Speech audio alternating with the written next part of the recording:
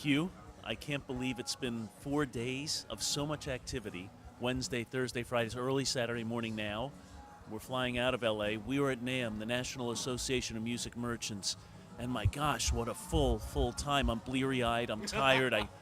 You look very good for being bleary-eyed, I have to say.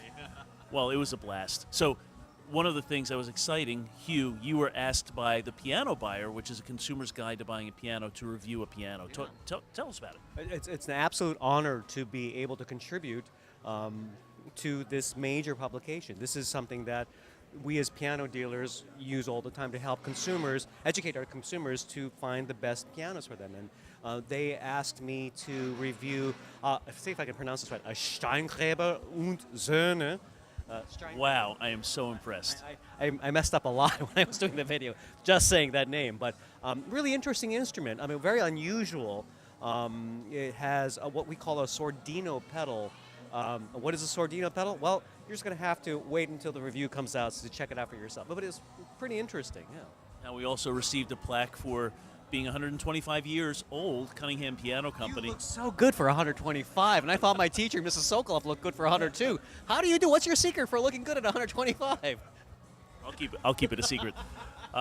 Also, I was asked to be a panelist on an industry seminar on the piano industry. There was 5 panelists asked. I was one of them. What an honor. That was really cool to answer questions and to start a conversation and discussion around things that are affecting the piano industry today and tomorrow. So that was awesome. Yeah, on that note, I mean, for me, one of the most fascinating times I spent was at a breakfast workshop with a marketing leader who gave us some unbelievable examples of technology and how artificial intelligence, how in the world does artificial intelligence affect the music industry? And yet he showed some very concrete examples of that. I mean, one of the coolest was, and I talked about this when I was meeting up with a podcast friend of mine, Jason Heath from Contrabass Conversations. He mentioned one of the examples was what Haagen-Dazs is doing. You have an app, virtual reality, artificial intelligence, but also virtual reality. Haagen-Dazs has done a brilliant job of, you can just, they call it this new thing called tempering. What is tempering? It's a made-up word that allows you to, or it encourages you to wait to eat your ice cream. Let it soften up a little bit.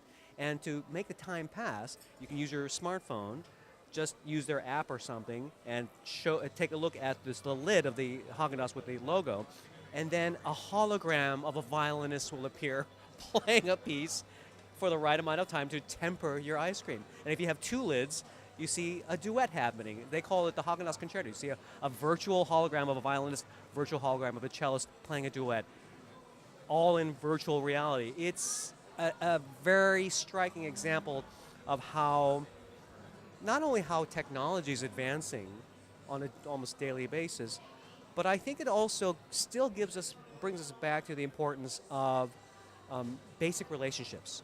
And NAMM itself is a great example of that. I was just talking again with my podcast friend about, even as remarkable as it is to connect with electrons, it's more powerful to connect in person. I mean, there's nothing like a handshake, seeing somebody's face, having dinner together, and that's really still the most powerful way to make a relationship. The electrons we work with make it easier, hopefully, to find the right people you want to connect with and trust and follow. But it still boils down to getting to know the people you're working with and knowing them, either online, but even better in person. I did have something like that happen. Lourdes from Allegro. So Allegro is a company that will help our customers purchase pianos and provide financing for them so they don't have to come up with cash. Lourdes and I have spoken over the phone for 20 years. The first time I met her in person was the other day when you saw us hug like that. It was we're friends. We just never met. Yeah. So that is amazing. Also, I was asked to participate in NAMM Oral History, and what that is, it's a project to document companies, careers, things that have happened within the music industry that aren't necessarily written down. And I did a nice short recording. It was amazing. Yeah. I mean, and it really points to the fact that your peers, our peers, are recognizing Cunningham Piano as a genuine institution. I mean, you've been around for over what 125 years or something like that. I mean, it's not many music companies can say that, and that's pretty cool. And it really speaks to the fact that even before there were electrons and this thing called the internet and smartphones and all that, pianos are being made, and pianos are still being made, and pianos are still an important part of people's lives. And in fact, we're still here and having fun doing it. We are having a blast, and part of it I think is that we're so unusual. Oh, yes. Yes, you are unusual. I mean, Cunningham Piano Company. Oh, okay. We do so many really cool things. Piano rebuilding and restoration. Take a 120-year-old piano and make it like or better than the same model brand new. Such a variety of other things. Service, church consultation, university and school consultation. Having somebody like you on board to help with institutional solutions.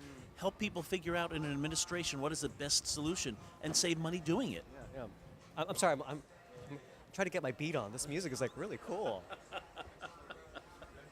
How many beats? Well, this is Rich Galassini and Hugh Sung. Coming at you, winding up with ending up with NAMM. Actually, I should say something. Yes, Cunningham's a great institution, but I think what it really boils down to, he's a really cool guy. He's a lot of we had a blast at Korean barbecue last night, right? And you were we trying did. all different kinds of kimchi you've never known before, and introducing some other piano techs to this weird food, and just hanging out with this guy. I have so much fun coming to work, and I think that's what it boils down to. Cunningham Piano is like family.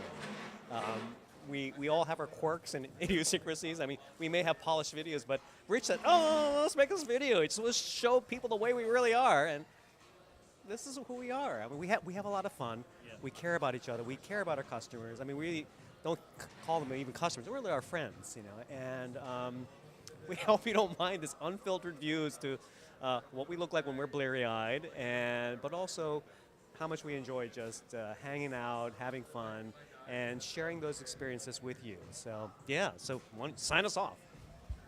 This is Rich Galassini and Hugh Sung for Cunningham Piano Company, and we'll see you next time.